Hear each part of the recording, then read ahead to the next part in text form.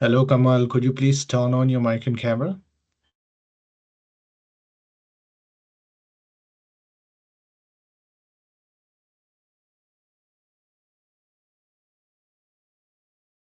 Okay, yes. Thank you very much for coming. So before we start our discussion about the denim upcycling, I just want to know about you and your background. So could you please introduce yourself and give a little background about your experience as a teacher and an industry expert? Good evening and thank you for inviting me here. I would just like to quickly introduce myself. I am Kamalwas Narayanan. I have a decade and a half experience in denim industry as well as academia. I'm an alumni of NIFT. I also hold postgraduate studies in fashion design.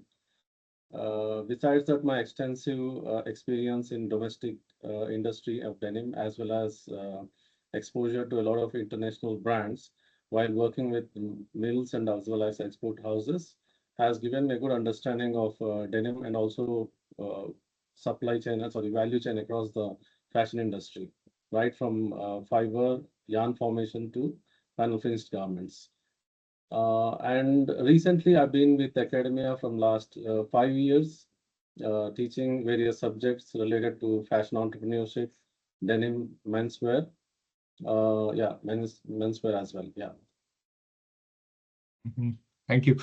Thank you for introduction. So since you are into a denim industry quite a while, so I just want to know that denim is one of the most water consuming fabric. And being from the industry, what is your perception on sustainable fashion?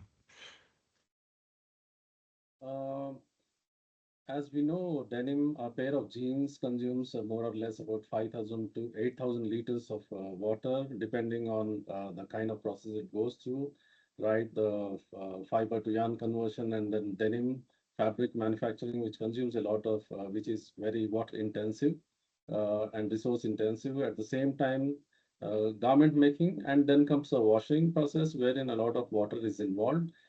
So, of course, el- to begin with, the denim indigo dye was a plant-based extracted dye, which was natural. And late in the 19th centuries, with the advent of synthetic dyes, the complete industry has shifted from natural to synthetic indigo, which is more scalable and much more affordable when it comes to mass production. And a lot of water is involved in the process, chemicals are involved in the process. So definitely denim, though it's my love and a lot of people love to wear denim across the globe, Yes, yeah. it is one of the major concern that the sustainability aspect is tough to attain, in especially in denim. Yeah. And when it comes to international market, especially the major share of the market is held by European and as well as American, that is US market.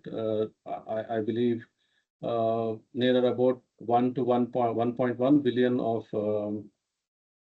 population, uh, including sorry 1 to 1.1 billion of population, that is Europe and America included. I think consumes more or about 2 billion pairs of jeans per annum, which is accounting for the major global share. And when it comes to India and when it's come to India and also China, which hosts a large population, more than anywhere about 1.3 to 1.5 billion. Comparatively, the per capita consumption of denim is jeans, I mean, the jeans or denim is less, but still it's on the rise owing to the youth demographic, more disposal income, yeah, and also rising or booming economies. So definitely it is a point to be worried about. At the same time, the industry is also trying to cope up with sustainable practices. A lot of research is going on at the mills, the level of yarn formation and mills, weaving mills and finishing, the chemicals, and the process of washing and dry as well as wet processes involved. Yeah. Mhm. So, since we are talking about the manufacturing, particularly on mass production in the mills, so what do you think is the biggest barrier in denim manufacturing, which is challenging the sustainability in the stage of manufacturing? Apart from huge water consumption, what is the other challenge we have to be tackling, we have to prepare to tackle? If you just consider the process of washing or laundering, what you call as a lot of enzymes and chemicals are involved, and this water, which is very difficult to recycle and reuse. So this is also biggest challenge. The water consumption is one part, and the chemicals you are letting into the ground or environment again is a biggest challenge with the denim. And yeah, this is the biggest challenge with the denim to be tackled. So if you see at the American and European markets, they have their production outsourced to most of the Asian countries. Yeah, India also does a major work for them.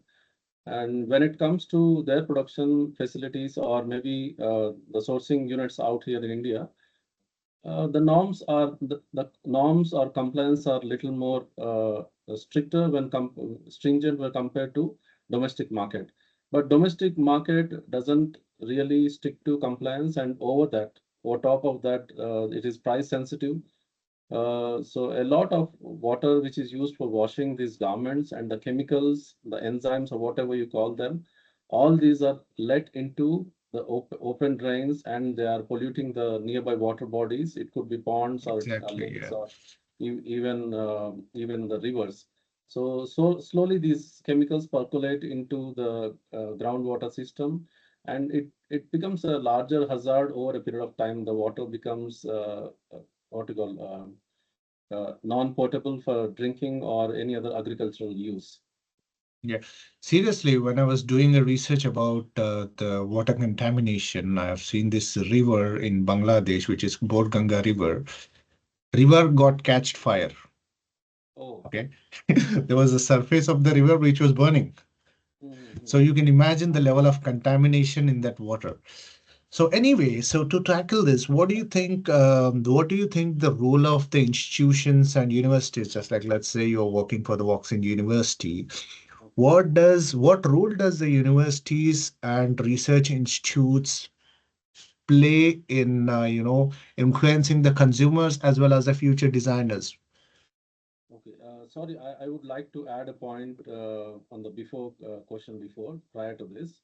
Bef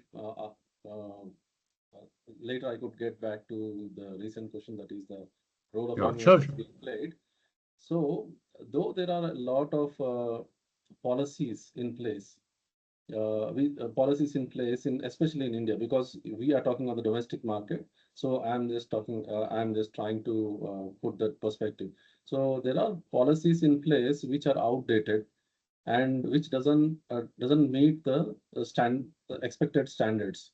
At the same time, whatever policies are in place and the standards to be met by the industries which are manufacturing denim, government officials are lax to take action and yeah, hold these industries accountable for the kind of pollution or for the kind of impact, sorry, the kind of pollution they are spreading. So this is a big area or a big challenge which has to be addressed. And also the awareness of the general public is not much regarding how polluting or how harmful or hazardous these chemicals could be, and what is the long-term impact of these garment manufacturing unit, especially which deals with the laundering or washing of denim, is they're unaware of. Yeah, this is some challenge. And coming back to the question you asked me regarding what role does the universities play? So I could be little specific here. To start with, most of the universities should take this lead upon educating their people or students about the aspects of sustainability, and also how recycling, upcycling, and yeah, repurposing, all these things help to elevate the situation. So Coming to Voxen University, we do have five pillars based on which we work. Of that, ERS, that is ethics, responsibility and sustainability, is one of our major pillars, and this gives us a directive to educate our students about the ethics and responsibility towards society, and also the sustainability as a larger aspect. So we do inculcate this awareness about sustainability, and through a lot of courses like circular economy and what we call this sustainability in design, and these subjects are included in their curriculum.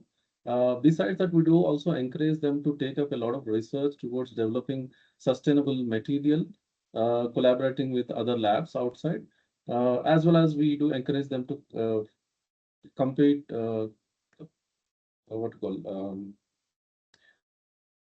we do encourage them to participate in competitions, which gives you grants for further research, or it could be about sustainability. This is just to spread the awareness and make the students realize how sustainability is a very crucial aspect, and uh, which is going to shape the world which we are living, and for shape the world for future generations. Yeah, especially, this sector, everyone is involved. We are not, we can't say that, sustainability should be the core subject only for fashion students. No, either you are a player in the supply chain or you are a consumer, because everyone wear clothes, so everyone have to be aware. Yeah. So moving forward, my research paper talks about upcycling techniques. So to be an alternative to a traditional retail business. So I'm not saying that upcycling will entirely change the demography of the retail, but I'm saying that, it's like a stepping stone. So what's your view on upcycling? Do you think India could be a good, because, in countries like India, buying something secondhand is not considered as a prior opinion. So do you think that the business models like upcycling and thrifting have the future globally and in India? Uh, to start with, globally, the American and European markets do set the trend, which is followed by the other Asian countries. But owing to some cultural nuances or cultural differences existing in the Indian market, I could say, to start with the Indian market, the culture of repurposing and reusing is deeply ingrained in our psyche, you could say, or culture of the society. We know once a garment is discarded, we put them to several uses until time it is discarded or thrown away. So this is a general what we call general mindset of the people. But at the same time, when it comes to the clothing, two major consumer behaviors which govern the major Indian buying patterns are: one, we could say, one is they buy for auspicious or special occasions, and the other is for festivals. Now, what happens is, both of which, wearing old clothes or torn clothes is a taboo. And additionally, majority of Indians usually do not prefer wearing clothes used by others. These are some aspects which need to be looked into before we get into upcycling at a major scale or the larger scale. Yeah, this is what I feel are could be some impediments working towards it. But I'd not say there is no scope. But the mindset of a Gen Z or this generation is changing. Their values are different. They are more informed, because they are more informed than the earlier generations. They are much open to such ideas. At the same time, uh, yeah, but if you can upcycle their own garment. So suppose you upcycle my own garment into something and give it back to me, I'm Yeah, completely exactly. open for it. This is the Yeah, kind of mentality. I think you could, being an Indian, you could relate to what I'm saying. yeah, Yeah. Yeah, and few more things to add here is a new, as I said, the new generation is much more open to such concept. And recently, I came across a few micro curated brands which are catering to very niche segments of market. But their, I could say, their strength more lies in customization rather than focusing on upcycling. This is my personal observation. And at the same time, uh, taking the current market realities into consideration, I believe that denims can be upcycled, but some limitation which reflects the consumer apprehensions here in India has to be addressed. Yeah.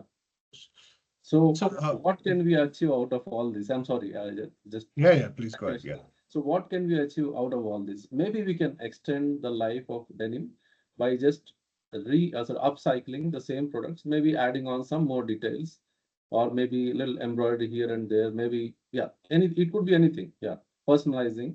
So we can extend the shelf life, or sorry, we can extend the life of the product. Yeah. So, as an advisor and a member of startups, like, what is your opinion and a recommendation on the new business models like thrifting models and the subscription-based models, just like how you subscribe for a Netflix? You could subscribe for a brand which gives you the upcycled garments every month, so you can consume it and you can return it back. So, do you think these models have the scope moving forward? Um, A decade back, this was not imaginable in Indian market, owing to the Indian customer psyche. But as I said, that new generation, the outlook or mindset is changing, and owing to this, I've seen a lot of rental fashion businesses popping up in most of the metros. Even even my where I live by the near vicinity, there are almost like four rental fashion rentals, which you can where you can rent some nice blazer and maybe wedding wear kind of a stuff. Yeah, Mm-hmm. these are popping up at the same time. When it comes to the thrifting, thrifting definitely the second hand market, you can broadly classify into two categories. One is the core fashion products which are used for a very long time and they are discarded, or they are sold or thrown away, or however whatever it is, they are reaching the second hand market, which is for a little underprivileged people. They are cleaned or finished well, and maybe mended a little bit, and then they are sold in the underprivileged market. That is a segment which is slowly dying, by the way, because they were sold in ghettos and some other places. Now, since a lot of cheap garments are available first hand, this market is slowly dying. But the thrifting part, when it comes to thrifting part, part is booming. Renting fashion is booming really in even in tier two cities. When it comes to thrifting, this is a new trend which is being found from say about last 6 years. It's getting the trend is getting much more stronger, and there are smaller communities which are operating within themselves, very youngsters, and owing to the social media boom, social apps, Instagram, and influencer marketing and all these, and also online platform for thrifting, they, these are finding place with the younger customer, or the some niche segments within the metros, but it is swiftly spreading to the tier two cities as well. This is really surprising trend to be noted. Mm-hmm. Just like, you see the good demand for the vintage cars, vintage bikes, and a vintage houses. Like, Yeah, why can't we apply the same logic for a vintage jacket, vintage shoes? You know, yeah, it yeah, might be, because, for me, a vintage jacket is not just a jacket, it's not a piece of cloth, but it is a piece of history which yeah. has like a meaning. Oh, yeah. So, Rightly pointed out. moving Rightly, forward, sorry to sorry? interrupt. So rightly Yeah. pointed out. Now, if you just look at these garments, there is you can just simply on a very broader classification, you can just put them into a basic or core fashion, which with a very less fashion quotient, and those garments which are big names like big brands, or maybe crafted garments or structured garments like blazers and yeah, it could be even vintage garments from known or popular brands. These definitely do have demand because people would love to flaunt them, and people would like to develop a unique style for themselves by flaunting brands. It could be sometimes even styling themselves in a way which is completely different from others. So that does definitely have a market, a niche market, but that does definitely have a market in metros as well as some tier 2 cities here. Mhm. So, what is the role of a designer in this? Because, I am a designer and you are a teacher who is teaching future designers. So, what role does a designer play in making this? Because, 100% sustainability is not possible. So, let's say as sustainable as possible. So, who plays the major role, whether it is a manufacturer or a designer or a retailer? Who plays the major role, and what is your recommendation for each player in the supply chain? We can just look at this way. One is a complete set of manufacturers. Other is from the designer's perspective, and the third one we could say it's a market perspective or the customer perspective. So wherever the manufacturing is involved, it is about the scale, it is about cost effectiveness. So any model which doesn't suit to the scaling up or mass manufacturing or maybe which is not cost effective and which is not easy for production definitely would not work with manufacturers, and it is a big challenge for them. Even when it comes to smaller batches, definitely it is a challenge for large setups.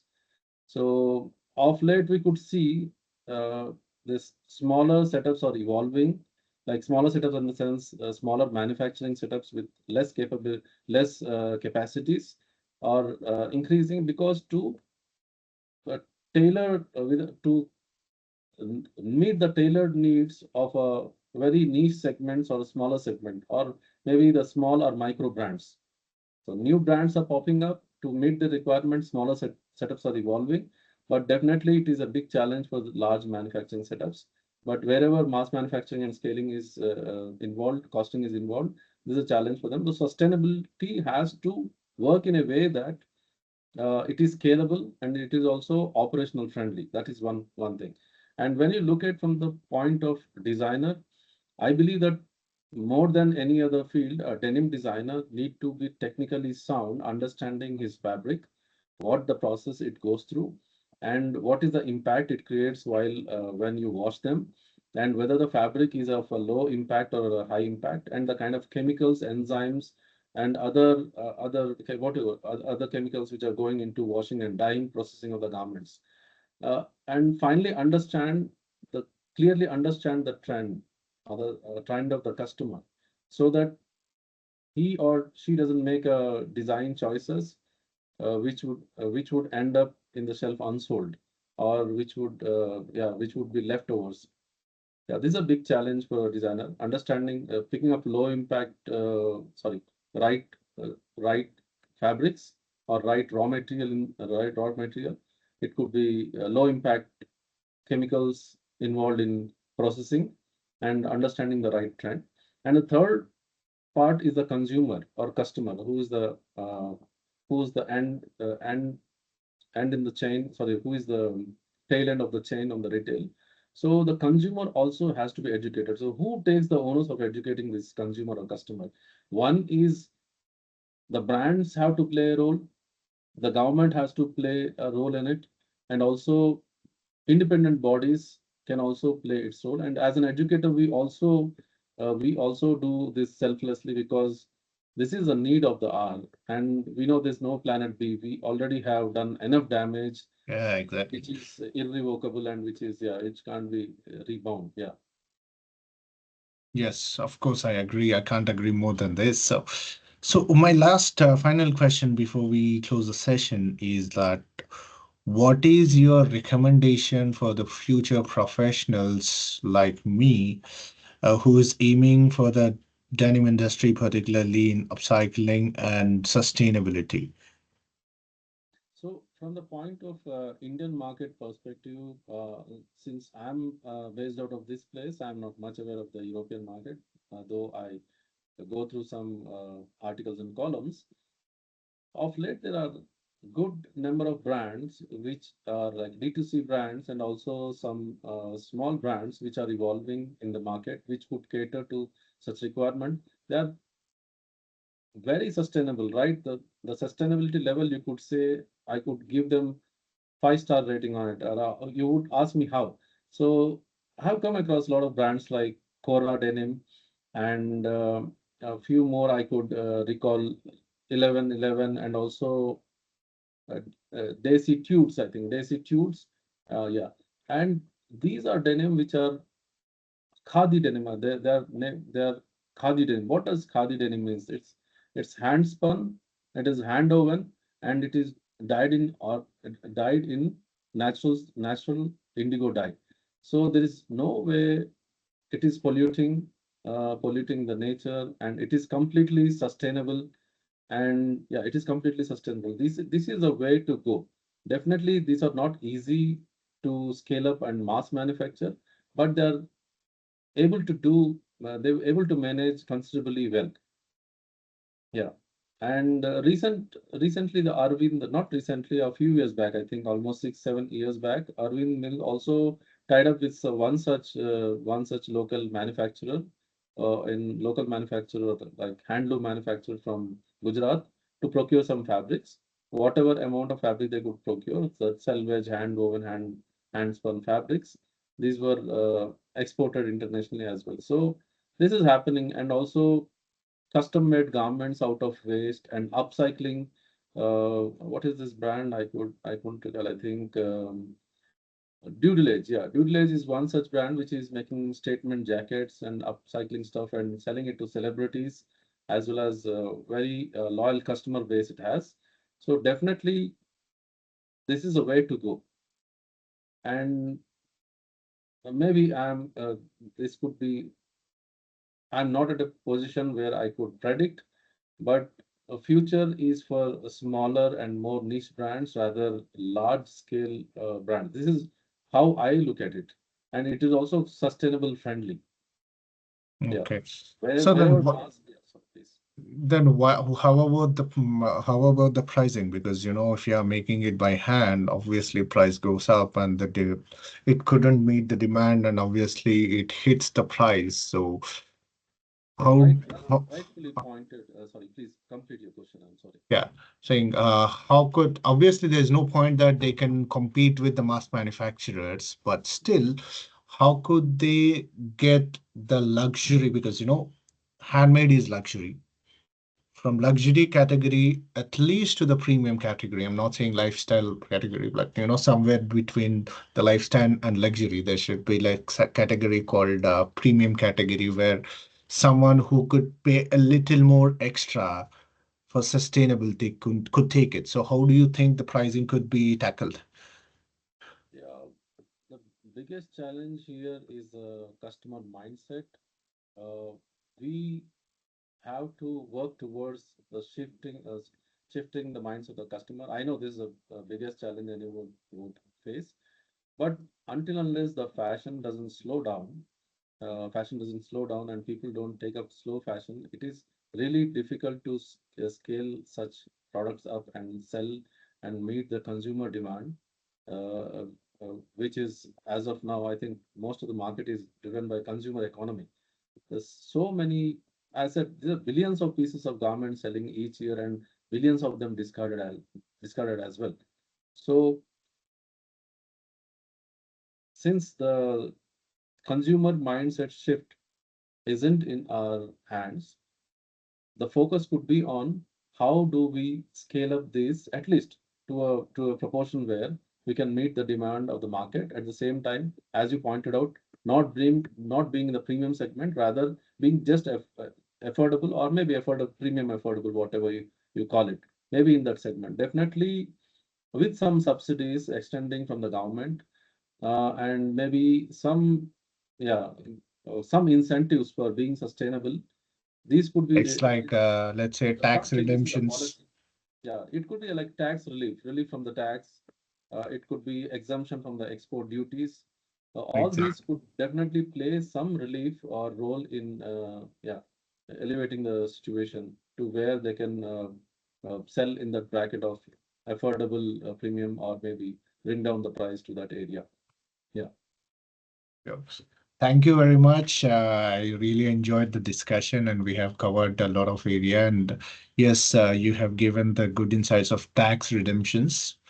So thank you once again for your time and Thank you you very were much. It was pleasure meeting you and happy happy to always discuss about denim. Thank you very much. Yeah. sure. Okay, hold on. Let me off the recording.